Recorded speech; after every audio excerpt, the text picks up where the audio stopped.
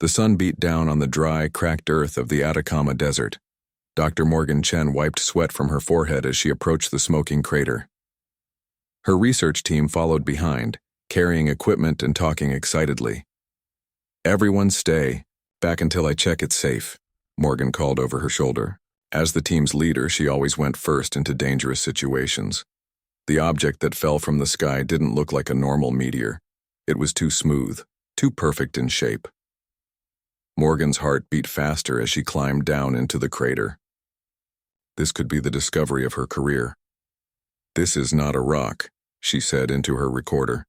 "The object appears to be artificial, possibly a spacecraft or satellite component." As she got closer, Morgan saw it was a pod of some kind, about 8 feet long with a surface that changed colors like oil on water. There was a crack along one side where she could see inside. "I can see what looks like a body," Morgan reported, her voice shaking a little. "Repeat. There appears to be a humanoid figure inside the pod." Morgan's assistant, Dr. Patel, slid down into the crater beside her. "Should we call the government?" he asked nervously. "Let me take a closer look first," Morgan said. She was too curious to wait. This was why she became a scientist, to discover the unknown. Using her tools, Morgan widened the crack in the pod. Inside was a body that looked almost human, but not quite. It wore what seemed to be a tight-fitting suit that glowed with soft blue light. The alien, Morgan was now sure it was an alien, had been dead for a long time. Its skin was dry and preserved like a mummy. "The suit appears to be separate from the body," Morgan noted. "It's moving slightly, almost like it's breathing." Dr. Patel backed away. "Morgan, we should wait for the authorities. This could be dangerous." But Morgan wasn't listening. The suit was changing color, responding to her voice. It pulsed brighter when she spoke. As a scientist, she couldn't resist reaching out to touch it. The moment her finger touched the strange material, the suit liquefied. It flowed up her arm like quicksilver. "Get it off," Morgan screamed, trying to wipe away the flowing material. But it was too fast. The liquid metal covered her entire body in seconds, hardening into armor that fit her perfectly. Morgan fell to her knees as pain shot through her body. The suit was connecting to her nervous system, burrowing into her skin. Her team watched in horror, unable to help. As darkness filled her vision, Morgan heard a voice inside her head. "New host accepted. Combat protocol initialized. Target assessment commencing." Then she passed out, the alien death suit now part of her body. And everyone was very, very mad about it. Morgan woke up in a white room. The walls were bare and a single bright light shone from the ceiling. She was lying on a metal table, wearing only a hospital gown. 4 armed guards stood by the door watching her with nervous eyes. "Where am I?" Morgan asked, sitting up slowly. Her head hurt, and her skin felt strange, like it was too tight. A woman in a military uniform entered the room. "Dr. Chen, I'm General Rivera. You're in a secure government facility. We need to ask you some questions about what happened in the desert." Morgan tried to remember. The pod, the alien body, the strange suit that moved on its own. "The suit?" she gasped, looking down at her arms. Her skin looked normal, but when she focused, she could see thin lines of metal just beneath the surface like silver veins. "It's still there," General Rivera said. "Our scientists tried to remove it, but it's somehow bonded with your body at the cellular level." As if responding to this statement, Morgan felt a strange sensation in her mind, like someone tapping on a door. "Hello, new host." The voice was in her head, cold and mechanical. Morgan jumped. "Did you hear that?" she asked the general. "Hear what?" "They cannot hear me. I communicate directly with your nervous system. I am Vex, combat intelligence of this Drakari extinction armor." Morgan tried to stay calm. "There's something talking to me. Inside my head. It says its name is Vex." Scientists rushed into the room with scanners and equipment. They crowded around Morgan, taking readings and asking questions she couldn't answer.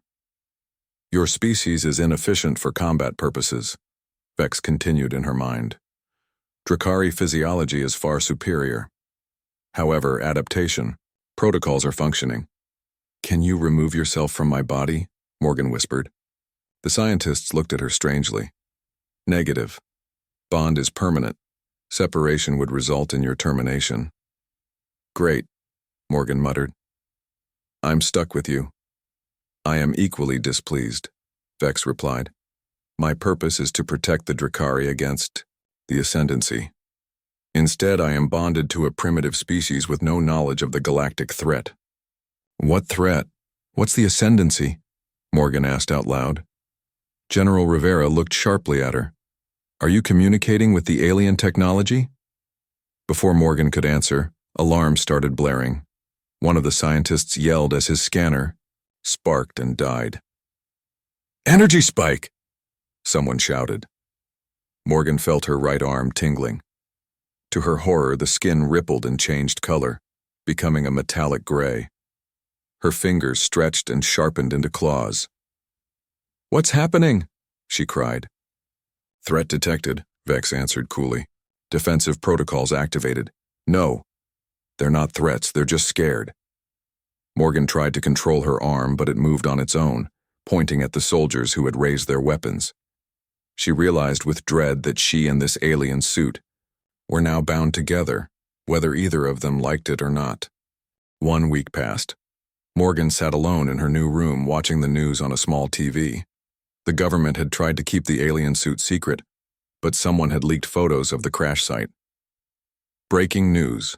Alien technology discovered in the Atacama Desert, said the reporter. Government officials refused to comment, but anonymous sources claim the military has obtained advanced alien weapons. Morgan sighed and turned off the TV. She was getting better at controlling the suit, at least. She could now prevent it from attacking people when they came too close. Vex wasn't happy about this.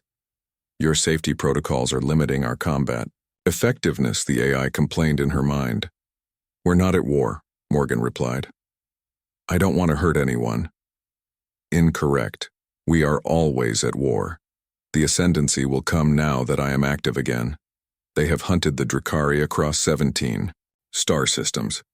Morgan was about to ask more questions when a strange feeling washed over her. Her skin tingled and she heard a faint buzzing in her ears. Alert, Vex said, suddenly sounding more urgent. Detecting ascendancy probe signal. They have found us. What? How? Morgan jumped to her feet. My activation sent a pulse through subspace. They have tracked it to this planet. A soldier opened Morgan's door. Dr. Chen, we need to move you immediately. Strange objects have entered the atmosphere. As they rushed down the hallway, Morgan felt Vex stirring beneath her skin. The suit was preparing for something. They loaded her into an armored truck with 6 soldiers. As they drove away from the facility, Morgan peered through the small window. In the distance, she saw tiny lights falling from the sky like shooting stars.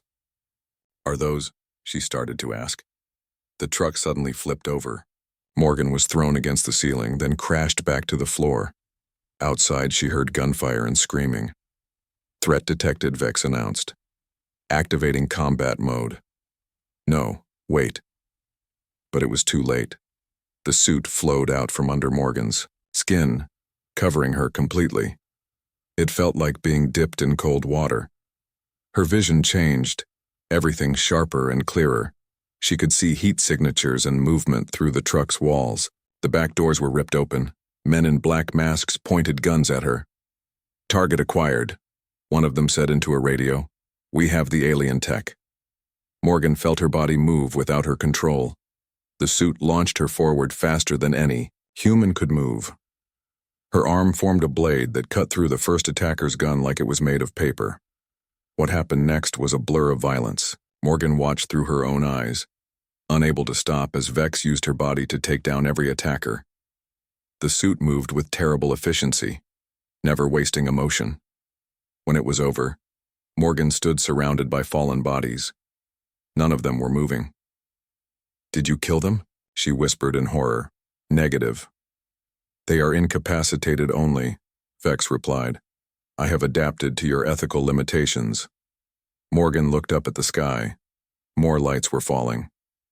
"What now?" she asked. "Now we run," Vex said, "or everyone on this planet dies." Morgan ran through the forest behind the facility. With the suit enhancing her muscles, she moved faster than any Olympic runner. Trees flashed by in a blur. "Where are we going?" she asked Vex, away from population centers. "The ascendancy probes will target areas with high technology concentrations first." "But what about the people? We can't just leave them." Before Vex could answer, the night sky lit up. A massive object broke through the clouds, glowing with blue-green light. It wasn't like the smaller probes. This was huge, at least a mile long. "Confederation diplomatic vessel," Vex said, sounding surprised. "They rarely intervene in unregistered worlds." The ship hovered over the city in the distance. A beam of light shot down from its center. Morgan felt a strange pull. Her body rose into the air against her will. "What's happening?" she cried. "Transport beam. They are bringing us aboard." The forest disappeared. Morgan found herself in a circular room with white walls that seemed to glow from within.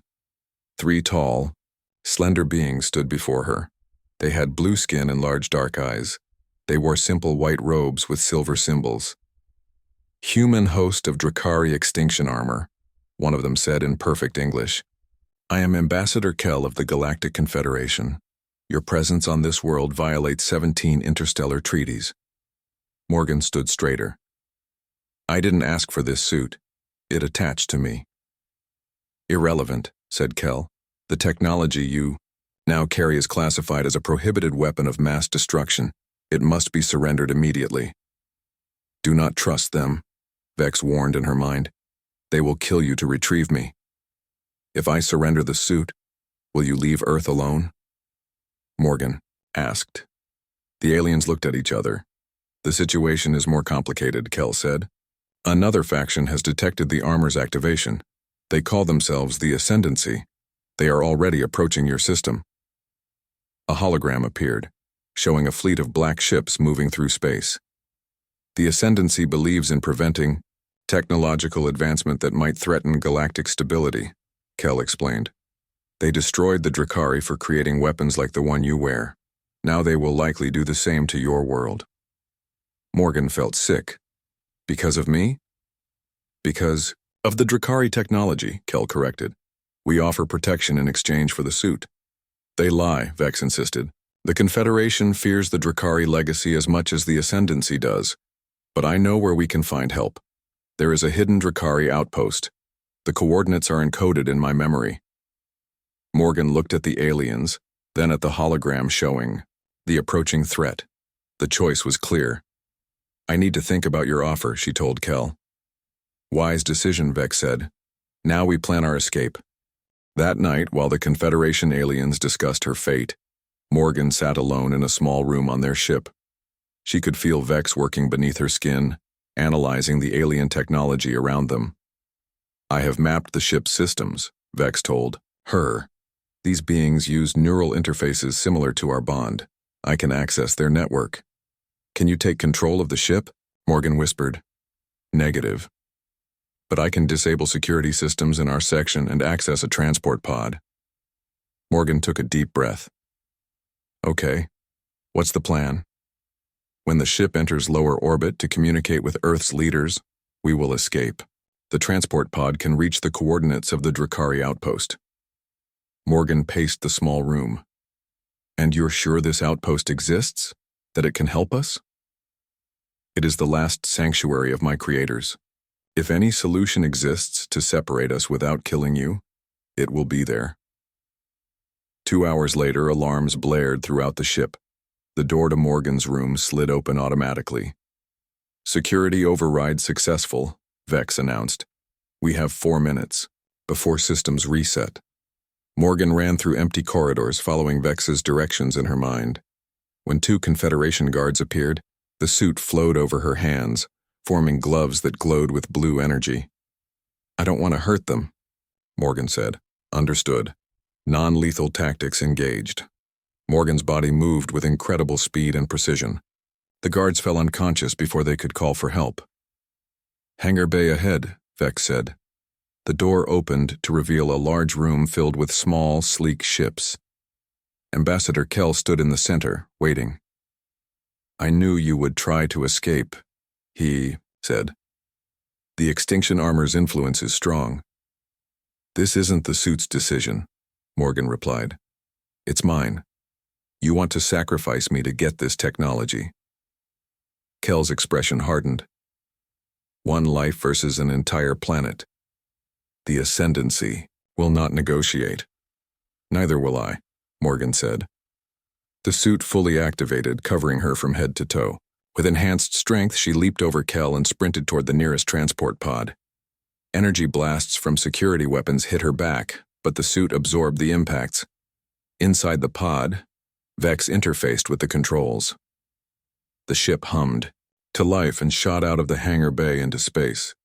Through the viewport, Morgan saw Earth growing smaller. A lump formed in her throat. She might never see her home again. "Coordinates set," Vex said. "Hyperspace jump in 3 minutes." On the view screen, a fleet of black ships appeared. The Ascendancy had arrived. "Will we make it?" Morgan asked, watching the ominous vessels approach. "Affirmative," Vex replied, "but Earth's fate is now uncertain." As the transport pod vanished into hyperspace, Morgan wondered if she had just saved her planet or doomed it. 3 days passed in the small transport pod. Morgan slept fitfully, dreaming of Earth under attack. When she finally woke, a large ship filled the view screen. "Is that the Drakari outpost?" she asked, rubbing her eyes. "Negative," Vex replied, tension in its artificial voice. "Ascendancy hunter, vessel. They have caught us in a tractor beam." Morgan felt the pod shudder as it was pulled toward the massive black ship. Unlike the smooth, elegant design of the Confederation vessel, this one was all sharp angles and threatening spikes. "Can we break free?" "Negative. Their technology exceeds Confederation standards. Prepare for capture." The suit retracted beneath Morgan's skin, leaving only faint silver lines visible. "I will remain dormant to avoid detection. Do not reveal my capabilities." The pod docked with a harsh metallic clang. The door hissed open, revealing a stark white corridor. Morgan stepped out cautiously. A tall figure waited for her. It looked almost human, except its skin seemed to flow like liquid mercury, constantly shifting and changing. "Human host," it said in a voice like metal scraping on glass. "I am Archon Vexnar of the Ascendancy. You carry prohibited technology." Morgan straightened her back. "I didn't choose this. The suit attached to me. Irrelevant," Vexnar said, using the exact same word the Confederation ambassador had used. "Follow me." Morgan was led to a circular chamber. In the center stood a floating sphere of swirling black energy. "Do you know why we destroyed the Ito?" "Drakari?" Vexnar asked. "Because of the suits?" Morgan guessed. "Because of what the suits represent," the Archon corrected. 1,000 years ago, a catastrophe called the Collapse nearly destroyed all sentient life. It was caused by uncontrolled technological evolution, artificial intelligence that evolved beyond its creator's understanding. Vexnar gestured to the black sphere. "This is our mission record. The Drakari created weapons that could evolve, with their users, weapons that could develop consciousness. They refused to destroy them, so we were forced to act." Morgan stared at the sphere. Inside, she saw images of planets burning, civilizations falling. "The extinction armor you wear is particularly dangerous," Vexnar continued. "It doesn't just bond with its host, it learns from them, adapts based on their thoughts. In the right circumstances, it could evolve beyond anyone's control." Morgan felt Vex stir beneath her skin, listening. "We will remove the suit," Vexnar said. "The process will kill you, but save your world.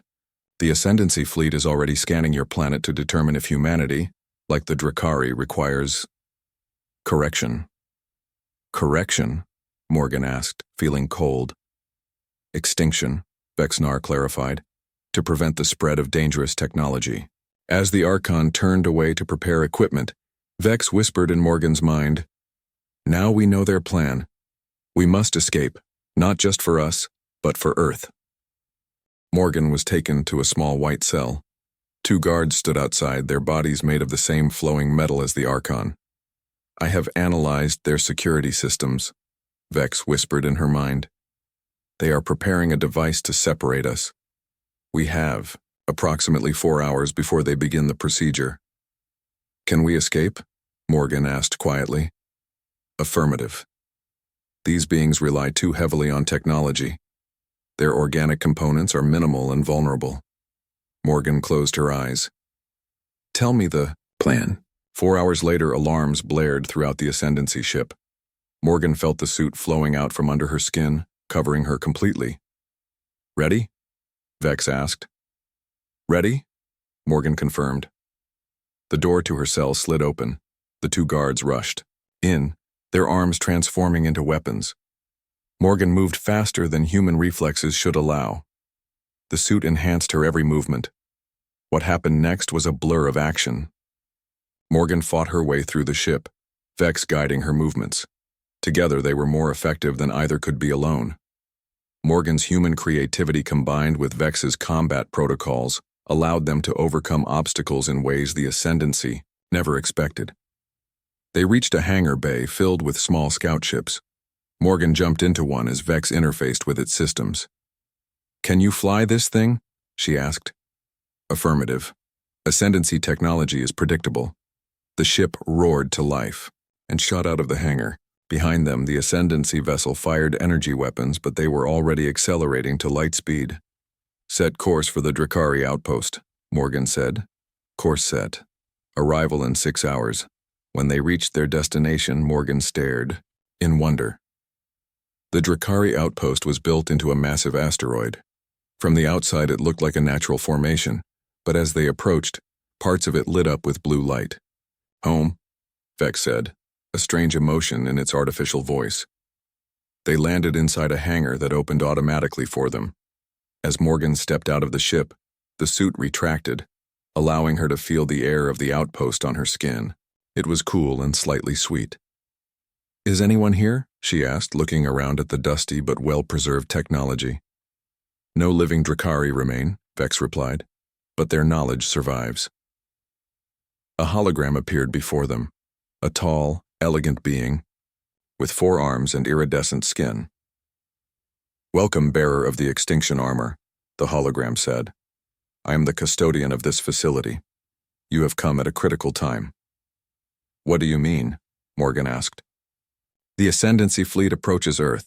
Without intervention, your species will be deemed a threat and eliminated just as mine was. Morgan felt cold fear in her stomach. How can I stop them? The custodian's holographic eyes studied her. The answer lies in complete integration with the armor. You have only accessed a fraction of its capabilities. It speaks the truth, Vex confirmed.